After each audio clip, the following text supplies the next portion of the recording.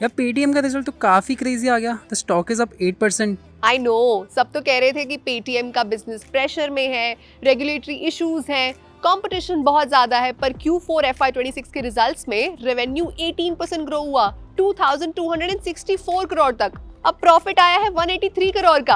अच्छा, प्रॉफिट्स आया इसलिए स्टॉक ऊपर है। रीजन सिर्फ प्रॉफिट्स नहीं है, पेटीएम स्लोली एक सिंपल पेमेंट ऐप से एक बड़ा फाइनेंशियल इकोसिस्टम बनने की कोशिश कर रहा है। मतलब लोग पेटीएम को कैसे यूज करते हैं, एक यूपीआई ऐप की तरह रिचार्ज करो, बिल पे करो, क्यूआर स्कैन करो, मनी ट्रांसफर करो, एक्सेट्रा एक्सेट्रा। बट पेटीएम के बिजनेस को समझने के लिए इसे 2 लेयर्स में देखना पड़ेगा। फर्स्ट लेयर इज कंज्यूमर्स, जैसे कि यू एंड मी, जो पेटीएम ऐप के UPI payments, mobile recharge, movie tickets, Paytm post paid, gold investment, broking जैसे फीचर्स को यूज करते हैं।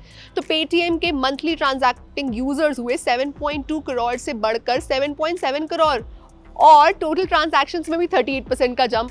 अब आती है सेकेंड लेयर, मर्चेंट्स। आपने किराना स्टोर पर पेटीएम के साउंड बॉक्स देखा है? पेटीएम पर 5 ये वाला मोस्ट लोगों को लगता है ये बस एक स्पीकर की तरह है, पर पेटीएम के लिए ये एक डेटा मशीन है जो ट्रैक करता है कितने पेमेंट्स आए, कितना बिजनेस हुआ, पीक टाइमिंग क्या है, कस्टमर्स फ्लो कैसा है।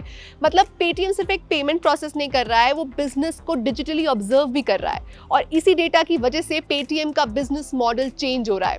पहले बैंक्स लोन देते थे, राइट? क्या देखते थे? Salary slip, collateral, credit history. पर फिनटेक कंपनीज अब एक नया मॉडल यूज कर रही हैं, ट्रांजैक्शन बिहेवियर। अगर एक merchant daily consistently payments receive कर रहा है तो पेटीएम को इसके बिजनेस की रियल कैश फ्लो समझ आ जाता है और फिर वही इनसाइट यूज करता है।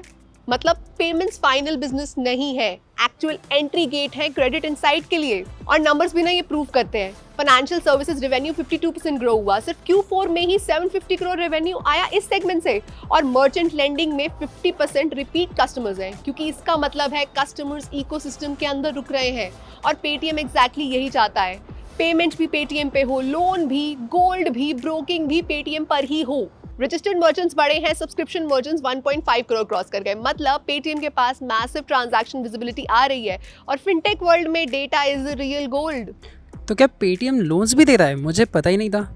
पेटीएम खुद अग्रेसिवली लोन्स नहीं दे रहा है, company distribution model only use कर रही है। यानी पेटीएम कस्टमर्स और डेटा लाता है, पर एक्चुअल लोन बैंक्स और एनबीएफसी ही देते हैं। मतलब रिस्क उनके बैलेंस शीट पर ही है और बीच में पेटीएम फी कमा लेता है। ये तो काफी स्मार्ट स्ट्रैटेजी हुई ना। हाँ, बट इनके कॉम्पिटिटर्स फोन पे, गूगल पे, यूपीआई डोमिनेट करते हैं। मतलब पेटीएम को कॉन्टिन्यूसली कैशबैक और प्रमोशंस पे स्पेंड करना पड़ सकता है।